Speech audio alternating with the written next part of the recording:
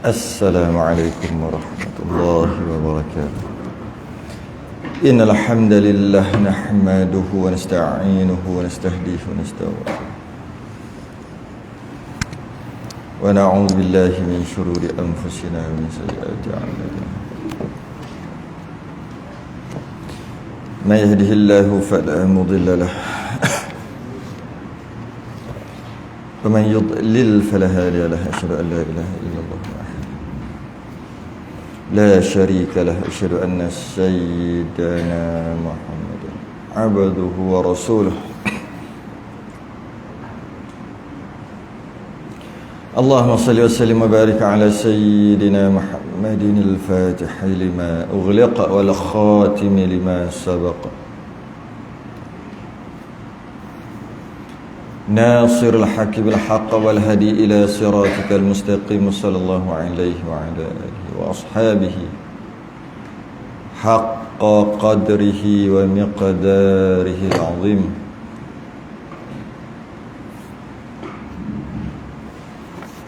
اللهم نور بالكتاب بصري وأطلق بلساني واشرح به صدري واستعمل به جسدي بحولك قوتك فإنه لا حول ولا قوة إلا بك سبحانك لا علم لنا إلا ما علمتنا إنك أنت العليم الحكيم ولا حول ولا قوة إلا بالله العلي العظيم أما بعد الحمد لله. Kita rafa'kan kesyukuran, kita sambung subuh ni kitab Qaulul Tam yang membicarakan masalah hukum makmum dan imam. Kita berhenti pada masalah ke-10.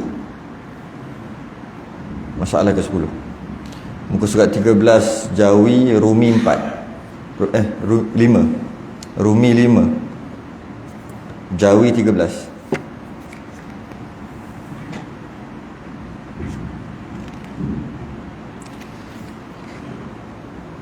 Sebelum ni masalah yang ke-9 berkaitan dengan qasad, ta'arud dan ta'yin.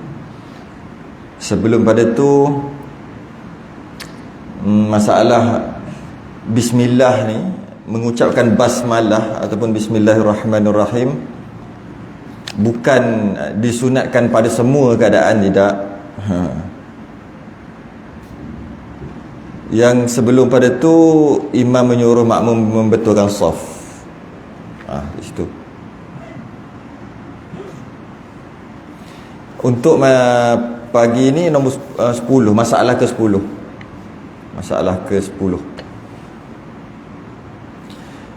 Qala al-mu'allif rahimahullahu ta'ala wa nafa'ana wa iyyakum bi'ulumihi fid darin amin ya rabbal alamin.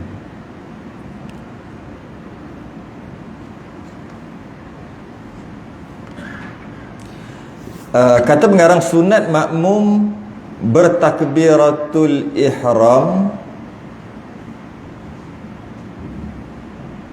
mengiringi takbiratul ihram imam. Ini rasanya banyak kali dah kita lalu pengajian ni daripada kitab-kitab yang lain. Disunatkan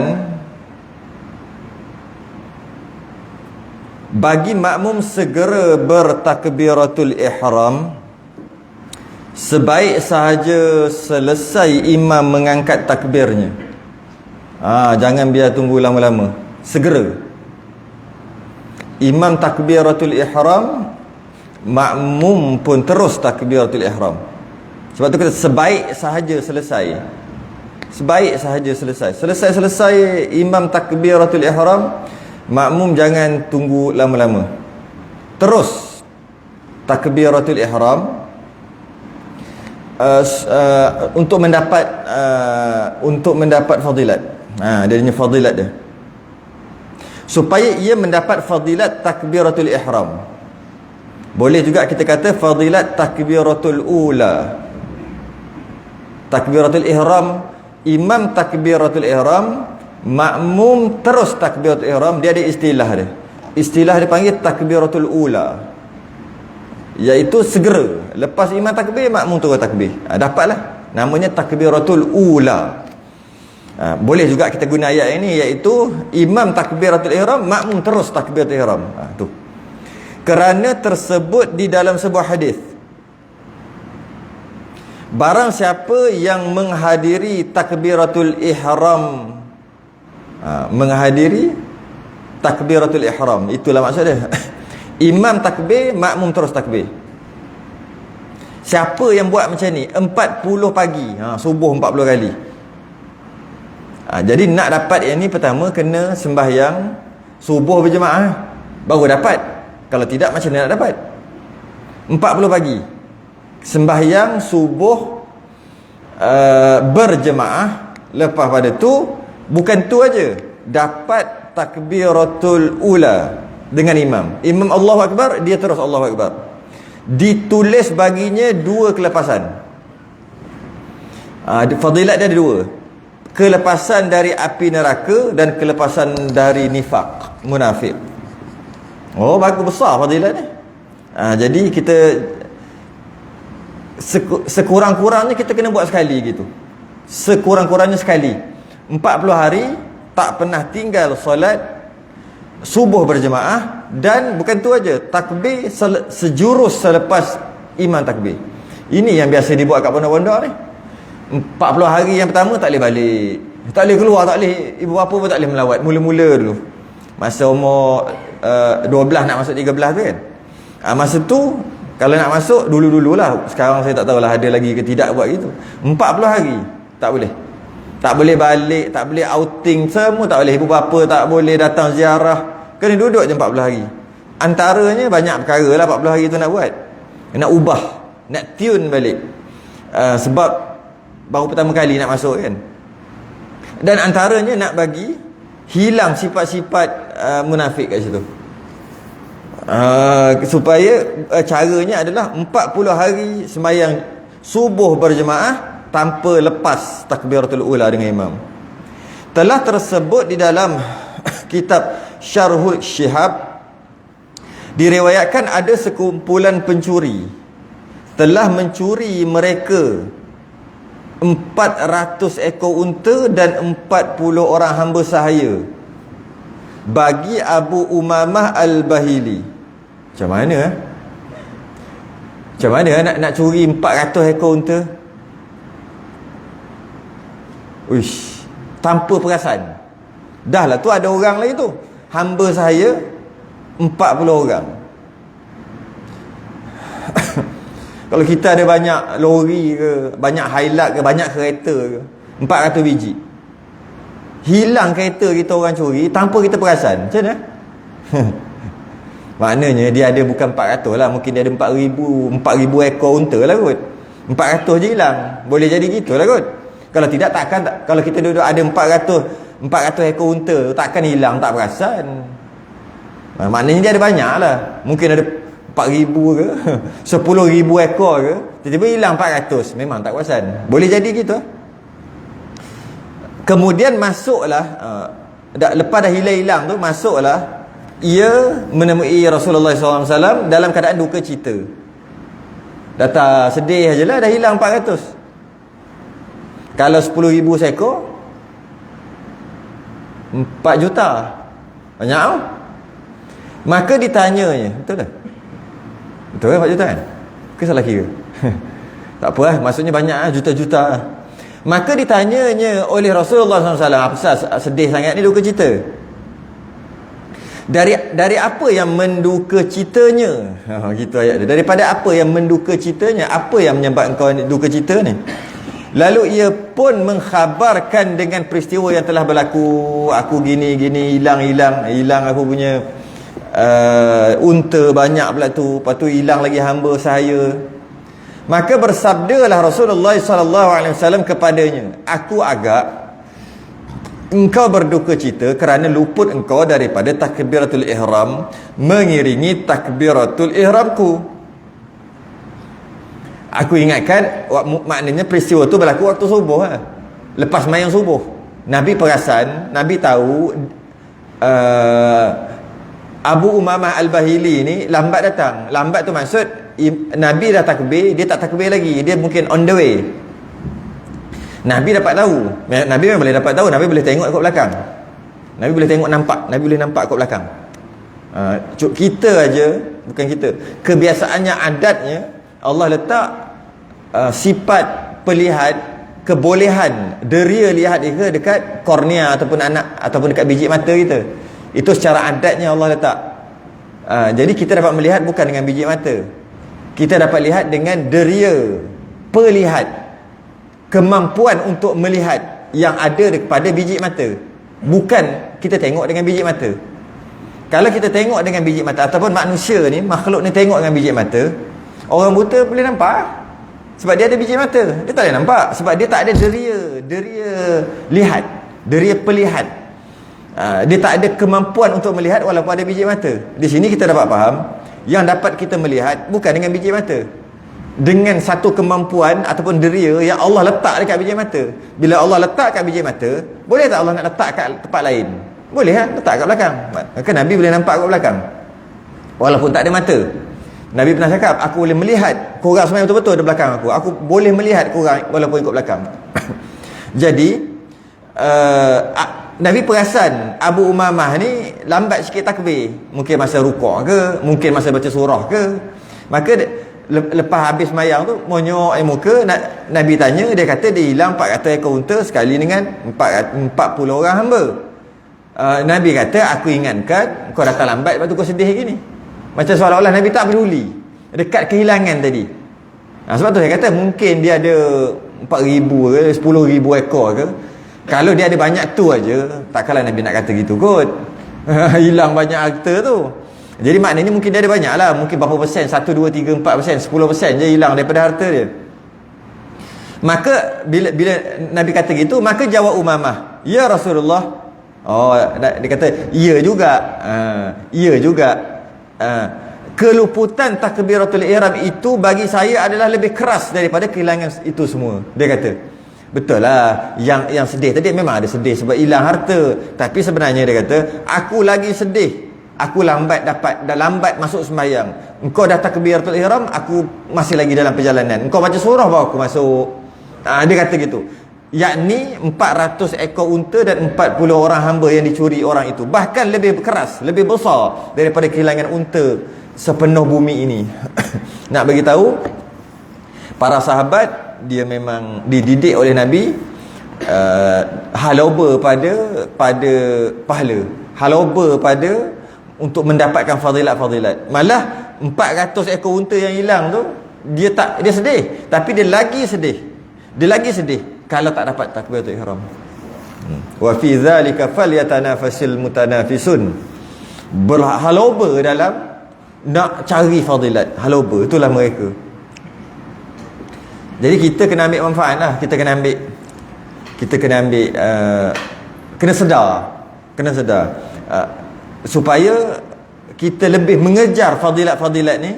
Jangan kita buat lebih kurang. Kadang-kadang kita masbuk pun kita tak berapa rasa macam tak rasa sedih pun. Biarlah rasa sedih. Malah tok guru dia pesan, bukan dia pesan, dia bagi panduan supaya kalau katalah kita tertinggal satu rakaat, tertinggal satu takbiratul ihram, kita denda diri kita sendiri. Kita denda lah. Biar kita rasa berdosa bila tinggal satu rakaat ataupun tak dapat takbiratul ihram, kita denda. Mungkin permulaan ni boleh kita denda. Kalau tak dapat takbiratul ihram dengan imam, kita denda, masuk tabung RM5. Tentu lah. Kita duit aja nak denda apa lagi?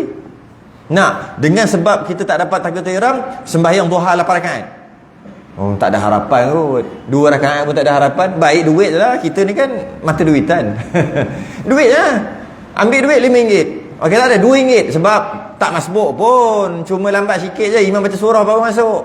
RM2. Kalau 1 rakaat masuk tabung RM10. 2 rakaat RM20. 3 rakaat RM3. Tak dapat langsung rakaat. Maksudnya 4 rakaat tak dapat. Tayat akhir baru kita sampai. Imam tayat akhir baru kita sampai. RM40. Langsung tak sembahyang jemaah, RM50. Kita denda diri kita. Barulah kita rasa lebih lebih semangat ataupun kekuatan kita untuk buat, sebab takut hilang duit. Kita kan duit sikit-sikit duit kan, duit. Dan dengan kita denda gitu dapat pahala lagi, pahala sedekah. Sambil-sambil denda, sambil-sambil kita nak tiru para sahabat macam tadi ni. 400 ekor unta, 400 ekor unta berapa juta lah tu, hilang berapa juta. Tapi itulah, bukan hilang yang itu je ada. Kalau itu je ada, letih juga. Ada lagi yang lain, cuma hilang banyak tu. Telah menyebut pengarang Kitabul Minhaj, sesungguhnya mendapat fadilat takbiratul ihram itu hanya dengan mengangkat takbiratul ihram itu mengiringi takbiratul ihram.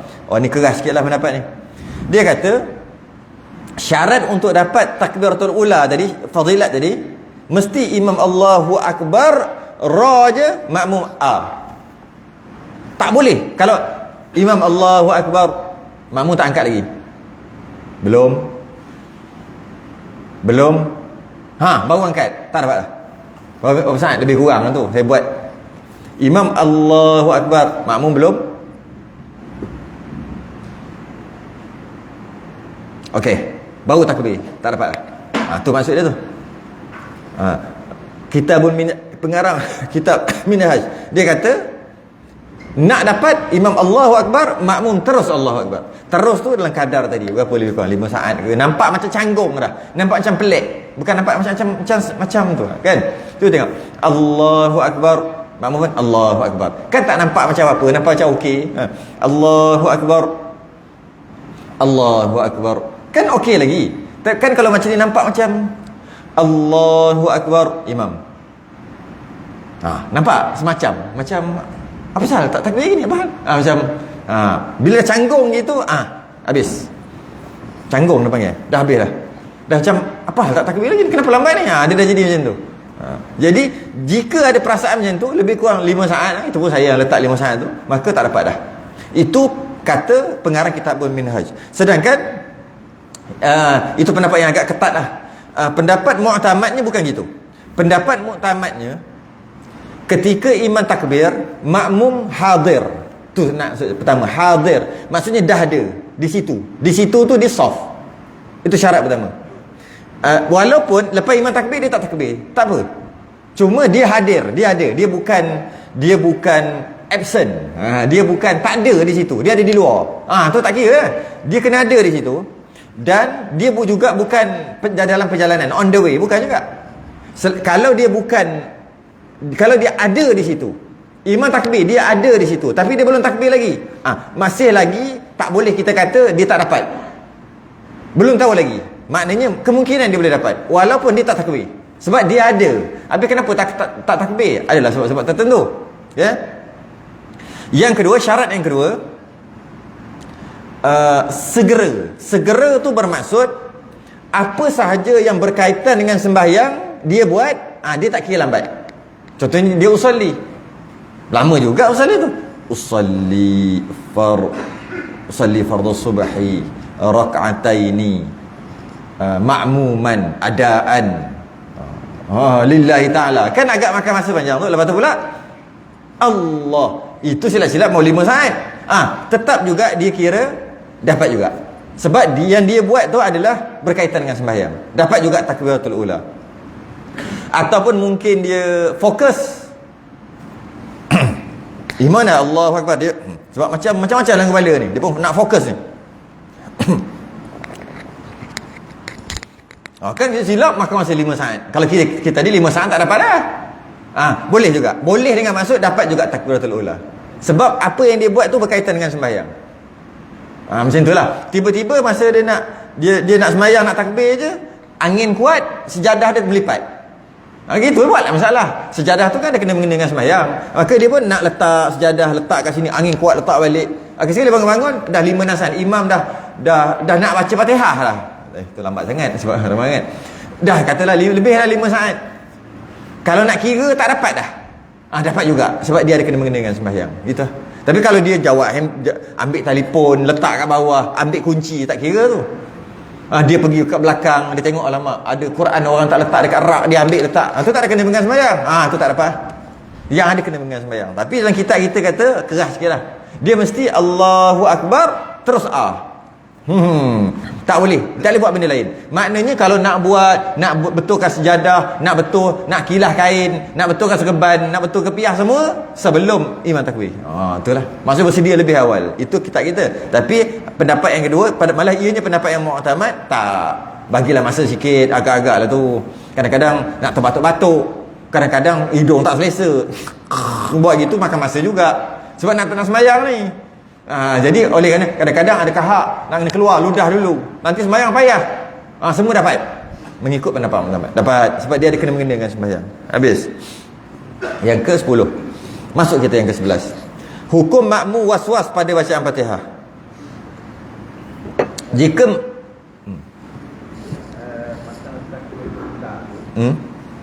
tak tahu maksud kita bersama hati kita kaitan sebelum menerima kira. Okey, jaga dia adakah kita dapat bila imam dah start baca Fatihah dah berkali atau ada orang yang datang, orang datang itu duduk belakang imam dah kita dah. Dia duduk belakang tu apa ni dia masuk dia kejap yang tak baca imam baca Fatihah. Adakah dia dapat imam?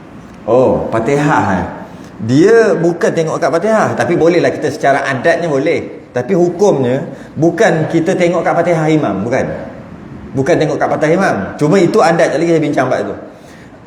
Dia tengok pada takbir. Allah, alif lam lam ha, alif kaf ba ra. Allahu akbar, ra imam. Bukan tengok kat Fatihah. Tapi biasanya imam baca doa iftitah dulu, baca pula yang panjang, yang penuh, Allah berkabir wajah tu sampai habis. Jadi lama, kemudian baru baca Fatihah. Jadi kalau ikut adatnya, kalau imam dah baca Fatihah tu, dia baru takbir, tak dapat lah. Itu adatnya, tapi bukan tengok Fatihah, adatnya. Mana tahu ada imam gini, Allahu akbar, a'udzubillahi minasyaitanirrajim, bismillahirrahmanirrahim, dia baca, boleh jadi. Kalau macam tu dia bawa Allahu akbar, itu dapat. Sebab kata kalau imam dah baca Fatihah tak dapat. Adatnya kalau imam baca doa iftitah, imam siap tunggu lagi, lama lagi, makan masa silap seminit nak baca Fatihah. Tiba-tiba imam baca bismillah, dia takbir. Memang tak dapat lah. Tak dapat adatnya. Tapi kalau betul-betul nak kata Fatihah adalah penanda aras, kalau imam dah bismillah nak baca Fatihah, makmum tak dapat. Tak gitu. Adatnya gitu. Entah mana tahu, ada imam yang tak baca doa iftitah, ada. Malah pada mungkin mazhab atau mungkin pendapatnya kata tak sunat, ada. Jadi dia pun Allahu akbar, terus dia baca a'udzubillahi minasyaitanir rajim, slow-slow, betul, bismillahirrahmanirrahim. Makmum tadi Allah, imam dah baca bismillah bawa takbir, tu dapat. Dapat. Cuma adatnya tak dapat lah. Hukum makmum waswas. Jika makmum itu waswas dalam bacaan Fatihah, makmum waswas dalam bacaan Fatihah. Was-was ni maksudnya dia ulang-ulang bacaan Fatihah tu, ataupun dia ulang-ulang makhraj. Was-was tu makhrajnya macam Ar-Rahman, Ar-Rah, tu dia ulang-ulang, itu satu was-was. Yang kedua, was-was ni macam lagi teruklah, bismillah, ataupun baru baca 2-3 ayat bismillah balik, baca 2-3 ayat bismillah, was-was. Itu masuk was-was. Dan belum sempurna membaca Fatihah, belum habis lagi, imam pun rukuk. Makmum ni, bukan imam, makmum ni dia was-was dengan maksud dia baca 2-3 ayat, lepas tu dia ulang balik sebab dia kata tadi baca ke tak, iyyaka na'budu wa iyyaka nasta'in, tadi bismillah baca ke tak, bismillahirrahmanirrahim, baca balik. Lepas tu tu masuk was-was, dan selalu terjadi. Okey, satu lagi was-was, dia tak puas hati dengan makhraj, dengan panjang pendek, dia tak puas hati dan dia ulang balik yang itu, sama juga. Ar-Rahmanir-Rahim, Ar-Rahman, Ar-Rah, lebih jadi kuat dah pula. Itu pun was-was juga tu. Dan belum sempurna baca Fatihah, imam pun rukuk. Sebab dia was-was tadi, imam rukuk, maknanya was-was sungguh ni. Sebab baca surah tu agak panjang juga. Maka lazim ia menyalahi imamnya. Maksudnya lazim dia, bolehlah dia. Sebenarnya ni soalan ni. Ini soalan, tak apa kita baca dulu. Konon-konon dia bukan soalan. Maka bolehlah ia ketinggalan daripada imam. Maksudnya imam rukuk, imam i'tidal, imam sujud, biarkan, aku nak habiskan Fatihah juga. Yang was-was tadi. Ini bukan jawapan belum jawapan lagi ni. Kerana menghabiskan Fatihahnya, sebab dia kena habiskan Fatihah, maka imam biar dia sampai mana? Sampai 3 rukun panjang. Imam rukuk i'tidal, biarkan, sebab aku nak habiskan Fatihah. Kenapa lambat sangat ni? Kerana was-was. Habiskan, okay? Dan berkata pengarang Kitabul Jawahir, telah berkata Al-Imam Nawawi, dan adalah lazim menyalahi makmum dan imam itu dengan kerana uzur, bukan kerana was-was. Rupanya tak boleh. Itulah. Tak boleh. Yang kata boleh, biarlah imam rukuk i'tidal sujud, makmum tadi yang was-was tadi tak boleh menyalahi imam lebih 3 rukun panjang. Dia tak tulis 3 rukun panjang kat sini, tapi maksud dia itu. Okey. Dan aku dapati ada sebahagian ulama mutaakhirin berkata bahawa menyalahi makmum dengan imamnya dengan demikian itu ialah menyalahi tanpa uzur. Dia kata ada kitab-kitab yang salah tulis. Dia tak setuju. Dia dalam kitab-kitab lain, dia kata bukan kitab lain, ada sebahagian kitab, sebahagian kecil je, tulis jika makmum tu was-was, maka dia kena habiskan Fatihah, imam rukuk i'tidal sujud, biarkan, dan dia maaf 3 rukun panjang. Maksud 3 rukun panjang sampai imam sujud yang kedua, dia kena habiskan Fatihah, makmum was-was tadi, dan dia kena rukuk sebelum imam angkat daripada kepala dia daripada sujud yang kedua. Itu dalam beberapa kitab. Kitab pula kitab mutaakhir, kitab-kitab baru, dia kata tak gitu. Tak boleh. Yang boleh uzur. Maksudnya dia bukan was-was, dia uzur. Was-was tu tak termasuk dalam uzur. Dia mungkin terlupa. Dia dengar je imam baca surah. Dengar je. Lepas tu imam dah hampir-hampir nak habis surah. Alamak, lupa baca Fatihah makmum tadi. Dia pun bismillahirrahmanirrahim, alhamdulillahirabbil alamin, Allahu akbar. Uzur sebab terlupa. Tapi was-was bukan. Was-was ni penyakit ikut setan. Setan dia cakap, dia follow. Tak, tadi tak makhraj tak apa betul. Tadi macam tak baca ayat. Tadi duduk selalu gitu. Jadi penyakit ni tak dimaafkan 3 rukun panjang. Dia hanya dimaafkan 2 rukun aja. Dengan maksud imam rukuk dia kena habiskan Fatihah, makmum was-was tadi, imam i'tidal dia kena habiskan dah. Imam turun untuk sujud, makmum tadi kena mufaraqah ataupun dia batal. Kalau dia tak mufaraqah, dia batal. Sebab makmum tadi tu uzur tu was-was. Was-was tak termasuk dalam uzur. Was-was tidak termasuk dalam uzur. Yang uzur yang lain, selain daripada itu.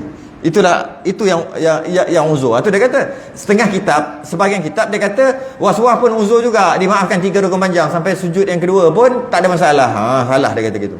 Dan apa yang dinakalkan daripada sebahagian ulama mutaakhirin itu ialah seperti mana yang aku lihat dalam Syarhul Muhazzab pada nasakh yang mu'tamad, maka bahawasanya berkata ia, dan daripada adalah makmum itu lambat bacaannya kerana lemah lidahnya, berat lidah, gagap. Itu orang uzur.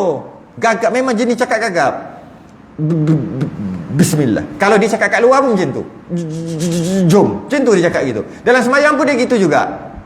Maka dengan sebab kelambatan dia tadi, dia panggil berat lidah. Lambat lidah tu nak pergi. Otak dah pergi dah. Otak dah pergi dah. Masa otak dah cakap dah. Syuk kat mulut. Mulut lambat lagi. Tak lagi. Berat. Memang mungkin kecacatan. Mungkin memang gitulah. Kalau macam tu uzur betul. Yang itu dimaafkan 3 rukun panjang. Itu baru betul. Bukan sebab was-was. Was-was penyakit. Tu dia kata tu. Dan seumpamanya dan seumpamanya macam lupa, macam terberangan. Bukan sengaja berangan, terberangan. Tengah sembahyang imam nak rukuk, alamak tak baca Fatihah lagi. Itu uzur. Bukan sengaja nak berangan. Sebab berangan mana boleh sengaja? Boleh sengaja berangan. Kejap aku nak berangan. Tak boleh, tetap kita akan ingat juga. Kita ingat juga benda tu. Cuma kalau berangan ni dia macam hilang, blur gitu. Itu berangan tu. Itu pun dimaaf. Terlupa tu dimaaf. Berat lidah, ingat tapi tak boleh nak sebut. Otak dah pergi dah. Otak dah arahkan lidah suruh sebut. Lidah lambat gerak. Itu dia gagak tu. Okey?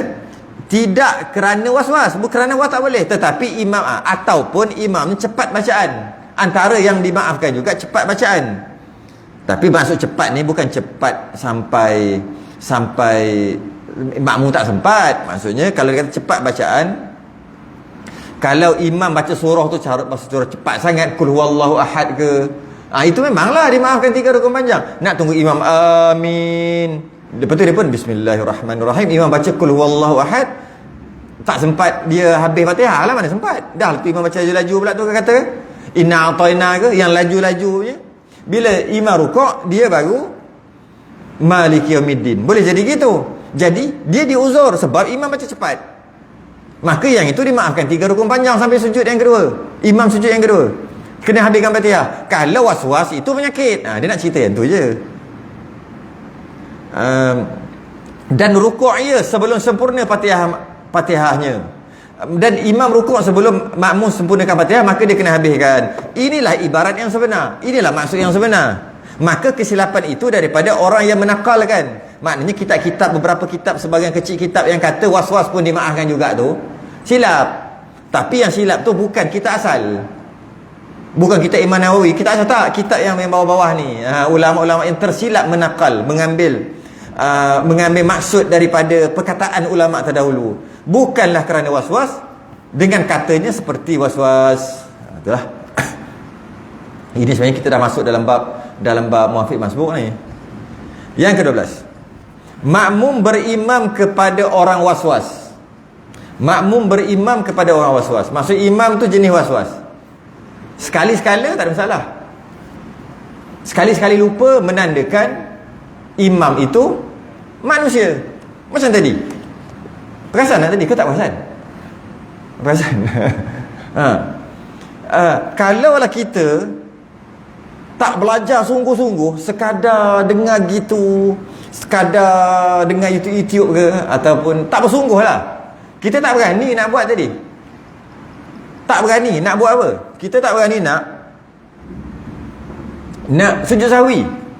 Si kita tu makmum, imam lupa sampai habis. Makna confirm imam tu manusia, bukan malaikat. Confirm. Confirm. Dia tak menjadi satu kepelekan, kesalahan, benda yang aib, tak. Masalah ni kalau was-was, asyik-asyik lupa tu lah masalah. Tapi kalau orang yang tak mengaji sungguh-sungguh, menghadap sungguh, soal jawab, tak berani nak buat tadi. Tak berani. Nak buat apa? Sujud sahwi. Sebaik sunat je, semua sah. Iaitu empat keadaan sunat yang imam dan makmum ni. Perbezaan imam dan makmum. 4. Kita pernah masuk perkara ni masa Munatul Musalli. Yang mesti ikut imam. Imam buat, makmum buat, imam tinggal, makmum tinggal. Sujud tilawah. Biasa pagi Jumaat lah. Biasanya, tapi tak semestinya pagi Jumaat. Imam sujud je, lepas baca innama yu'minu bi ayatina alladhina idza dzukiru biha kharu sujada wa sabbahu bihamdi rabbihim, makmum standby dah. Wa hum la yastakbirun. Pakai standby. Imam duk bodoh. Tatajafa junubuhum 'anil madha. Okey, makmum yang mana? Pemalas imam ni, tak nak sujud. Dia sujud, batal makmum. Tak boleh ikut. Sebab imam tak buat. Kalau imam buat, Allahu Akbar, sajada wajhiya lilladzi khalaqahu, sampai habis imam baca, makmum tadi, oh terlebih rajin pula. Contoh lah, malah aku sunat je pun batal makmum. Jadi maknanya sujud tilawah, imam buat, makmum mesti buat. Makmum tak buat, batal. Imam tak buat, makmum mesti tak buat juga. Makmum buat, batal. Itu paling keras, paling ketat sekali. Walaupun dia sunat, dia macam rukun dah pula. Kan dia macam rukun. Imam rukuk, makmum mesti rukuk. Imam tak rukuk, makmum mesti rukuk juga. Mana boleh tak rukuk? Kata lagi tu kan. Itu paling keras, macam rukun, tapi dia sunat. Yang kedua, tahiyat awal. Imam buat, makmum boleh tak nak buat? Imam tahiyat awal, makmum kata malah, dia bangun rakaat ketiga, tunggu ke atas. Tapi rugi ya. Tapi boleh, tak batal. Imam buat, makmum tak nak buat. Kerana apa? Kerana nak buat masalah je. Nak buat masalah je. Malah aku tahiyat awal, terus bangun. Tak rakaat ketiga, tunggu imam kat situ. Imam habis tahiyat awal, bangun. Sah makmum. Sebab imam imam buat tahiyat awal, makmum boleh kalau tak nak buat. Tapi kalau imam buat, makmum boleh kalau tak nak buat. Imam buat tahiyat awal, makmum boleh kalau tak nak buat. Tapi rugi ya. Sunat abang tu, rugi pahala sunat. Kalau imam tak buat, imam terlupa atau sengaja tak buat, terus imam bangun rakaat ketiga tanpa tahiyat awal, makmum tak boleh tahiyat awal. Makmum tahiyat awal batal. Maknanya dia ringan sikit dalam ni. Yang tadi berat sungguh. Sujud tilawah tadi berat sungguh. Imam buat, makmum buat, mesti buat. Imam tak buat, makmum tak boleh buat. Yang ini separuh-separuh. Imam buat, makmum boleh tak nak buat, nak langgar, tapi rugi lah pahala. Imam tak buat, makmum mesti ikut. Jangan buat juga. Makmum buat, makmum batal. Kata imam ni malah baca tahiyat awal, dia pun at-tahiyatul mubarakatuh salawatut thayyibah. Laju baca lah. Takut nanti kena tinggal, batal sembahyang makmum. Imam tinggal, makmum kena tinggal. Nanti selawi lah. Okey.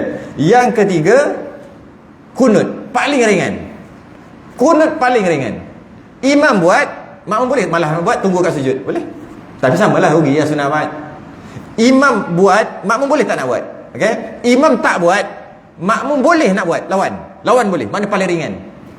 Kunut. Tapi kena cepat-cepat lah. Allahumma hadini fi man hadayta. Ataupun dia baca kunut pendek, Allahumma fili ya ghafur. Atau baca kunut pendek. Okey. Kemudian baru dia sujud. Boleh? Boleh. Imam buat, makmum boleh tak nak buat. Imam tak buat, makmum boleh buat. Maknanya paling ringan lah. Boleh lawan imam semua. Okey? Kena sujud, habis cerita. Yang keempat, iaitu paling ringan. Yang keempat, sujud sahwi. Sujud sahwi, imam buat, makmum mesti buat. Imam buat, makmum mesti buat. Kalau makmum tak buat, batal. Tapi kalau imam tak buat, makmum boleh kalau nak buat. Boleh lawan ni kat situ. Buat pun boleh, tak buat pun boleh. Dan imam tak buat, makmum tak nak buat, tak apalah. Cuma imam buat, makmum mesti buat. Dia kata apalah imam ni, aku tak buat salah, imam yang buat salah. Jadi aku tak nak sujud sahwi, batal. Makmum batal. Imam buat sujud sahwi, makmum mesti buat. Imam tak buat, makmum boleh. Nak buat pun boleh, tak nak buat pun boleh. Tapi dengan syarat, tunggu imam salam dululah. Imam salam baru makmum buat. Okey.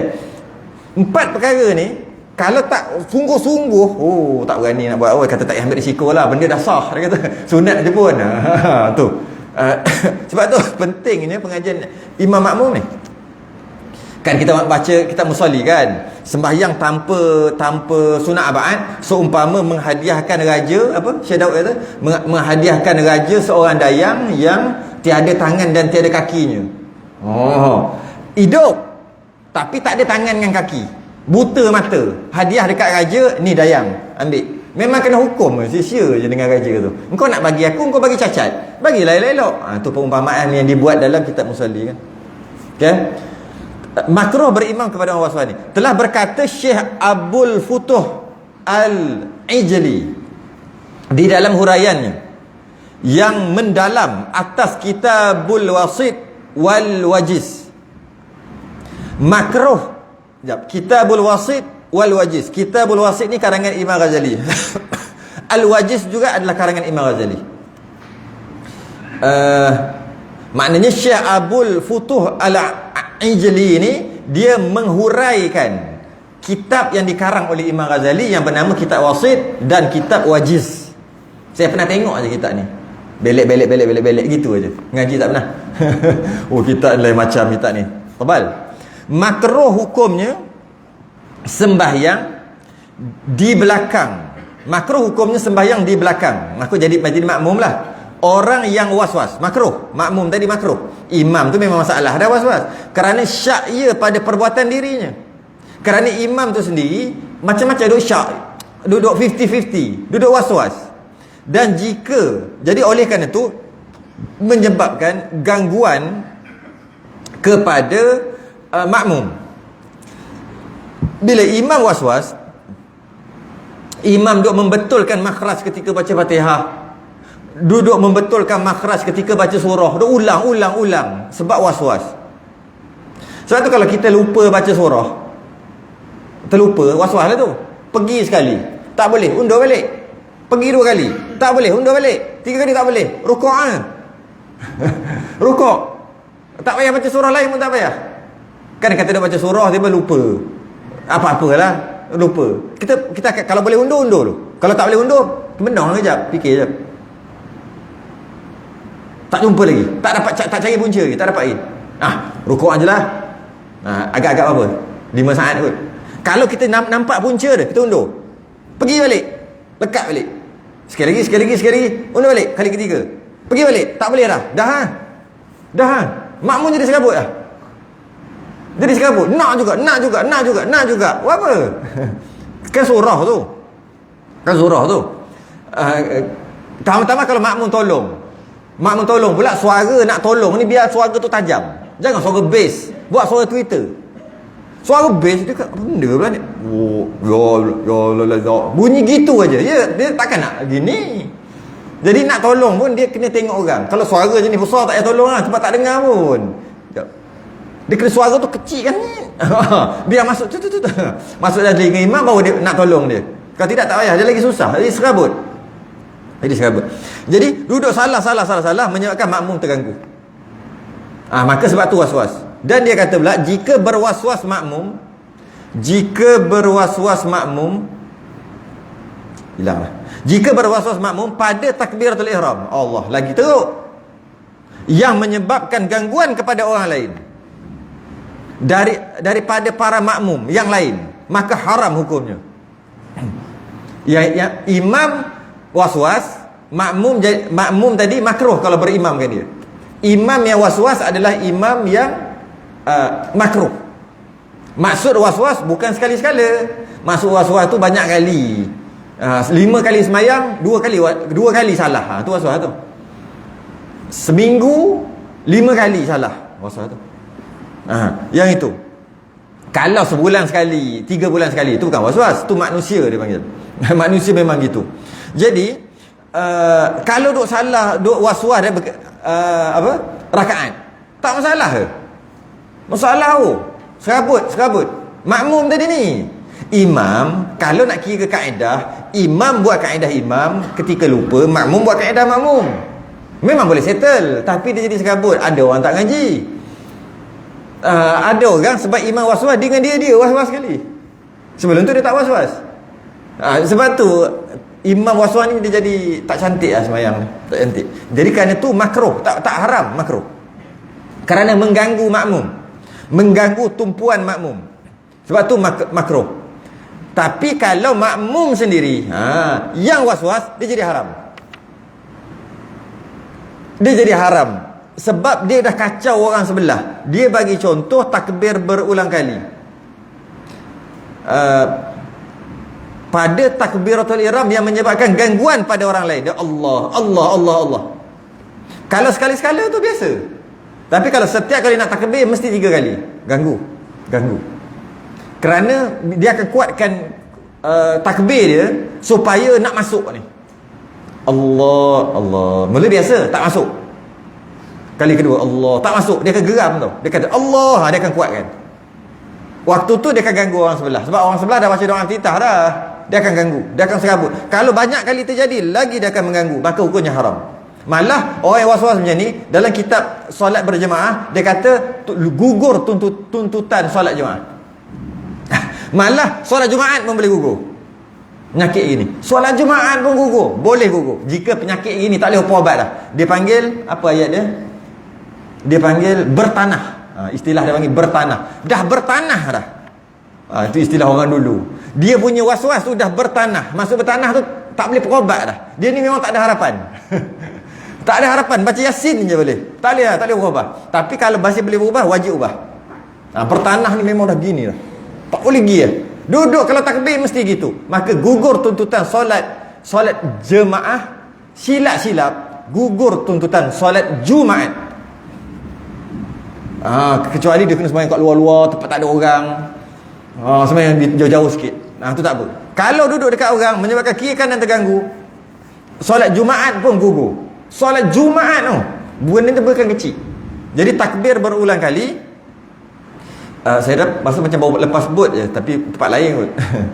Takbir berulang kali ni khabal fil aqli au jahlun fid din. Dalam mazhab Syafi'i, orang yang takbir berulang kali, yang bukan sekali-sekala yang menyakit ni, 2 je. Khabal fil aqli, lemah akal.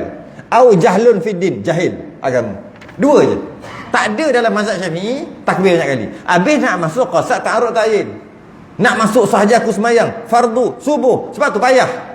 Bagi orang yang payah nak masuk di sini, idza dhaqal amru ittasa'a. Bila dah sempit, maka waktu tu dia akan luas macam mana? Mazhab lain kan ada. Kenapa nak pakai mazhab lain tiba-tiba? Kau menyakit. Menyakit ni. Apa mazhab lain? Antara mazhab lain yang membenarkan azam sebagai niat. Mazhab Syafi'i azam tu azam, niat tu niat. Martabat yang berbeza. Azam ni macam mana? Nak buat apa, nak buat ni, nak semayang ni, tapi belum semayang lagi, nak semayang, namanya azam, bukan niat. Niat bila kata azam tadi tu, nak semayang tu ketika Allah masa tu, itu namanya niat. Tapi kalau duduk kat belakang tu, buat apa duduk sini? Nak semayang, dah belum semayang lagi, dia kata nak semayang, niat dah. Mazhab lain dah niat dah tu. Mazhab Syafi'i belum niat, itu azam nama dia. Jadi waktu ni lah nak pakai keluasan mazhab. Jadi maknanya niat je puas-puas dulu, jangan takbir. Niat dibenarkan, niat depan apa, dibenarkan niat bukan ketika takbiratul ihram, lambat sikit ataupun sebelum tu lagi. Niat dulu. Niat. Kau buat apa ni? Aku tak masuk niat. Pusing jalan kat bawah, duduk kat luar. Wah, janji jangan kacau orang. Duduk kat mana-mana pun, jangan kacau orang, jangan takbir. Dah masuk niat. Pergi terus kat saf. Allahu akbar. Tak ada niat dalam itu. Tak ada pun tak apa dah. Kan tak boleh muqaranah qasdu syai'in muqtarinan bi fi'lih. Kena ada dalam takbiratul ihram. Itu orang tak ada penyakit. Engkau ni penyakit lah. Penyakit kena penyakit setan lah ni. Setan yang buat tu penyakit ni. Jadi bila dah buat gitu lama-lama dia elok. Dah elok dah. Masa elok tu tak boleh dah. Kena niat dalam takbiratul ihram. Sebab dah elok, dah sembuh. Tu cara dia. Dia bukannya dengan bertakbir berulang kali. Sebab geram, tak masuk. Lebih-lebih lagi Jumaat. Sebab nak kena tambah imam dengan makmum. Imam tak apalah, nak tambah makmum dalam tu kan. Bukan qasak ta'arud ta'yin aja, tambah makmum lagi kat situ. Dah lah qasak ta'arud ta'yin pun tak berapa nak dapat masuk. Sebab tu dah banyak ulama kita ajar, baca je dalam hati niat ni. Walaupun niat ni bukan bacaan, tapi sebut dekat mulut, baca dekat dalam hati. Kata dekat mulut usalli fardhu subhi, cukup itu je yang wajib. Usalli, qasad, fardu, ta'arud, subhi, ta'yin. Tu je. Payah bahasa Melayu sahaja. Aku semayang, sahaja tak payah. Aku semayang fardu subuh, sebut kat mulut. Usalli pun boleh, bahasa Melayu pun boleh. Lepas sebut kat mulut, baca dekat otak, dekat hati, baca. Cakap dalam hati lah, memang cakap dalam hati. Sekali lagi, sahaja aku semayang fardu subuh, sekali lagi baca. Tu bukan niat. Baca kat hati lah kita panggil kan, cakap dalam hati. Lepas tu takbir, Allah, baca sekali lagi. Garanti boleh apa ni? Boleh baca, bukan boleh niat. Sebab bacaan di mulut dan bacaan dalam kepala, dalam hati kita tu bukan niat, tapi baca. Ulama kita dah ajar baca 3 kali. Usalli sekali, lepas tu sebelum nak takbir tu baca sekali, maksudnya terjemahkan dalam kepala, aku nak semayang fardu subuh. Lepas tu Allah, baca sekali lagi, sama ada usalli ataupun aku nak semayang fardu subuh ataupun usalli fardu subhi, ikutlah mana satu yang kita nak. Lepas tu akbar. Memang tak ada niat kat situ, nampak seperti tak ada niat, tapi ulama kata ada niat. Niat tu kita tak perasan. Sampai 3 kali kita sebut dekat mulut, memang akan ada niat dekat hati, cuma kita tak perasan tu niat. Yang kita, masalahnya bila kita nak cari niat tup itu yang tak jumpa-jumpa, padahal ada.